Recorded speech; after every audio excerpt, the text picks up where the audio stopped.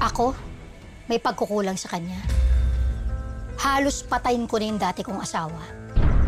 Ano pang kulang, Rebecca? Ano pang dapat kong gawin para lang patunayan sa kanya mahal ko siya?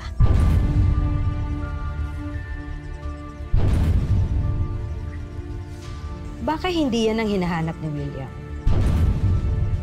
Laging sinasabi sa akin ni Angkong mo, a good counsel chooses a ruler to serve. A good bird chooses a tree to nest in.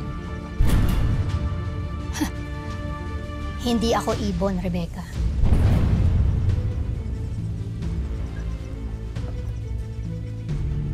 Naghahanap lang siguro si William ng katuwang sa buhay.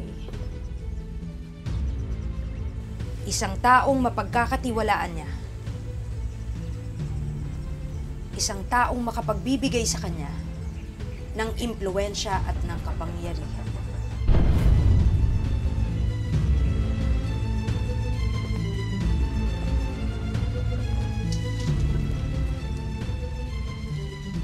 Sa tingin mo, ikaw ba yun?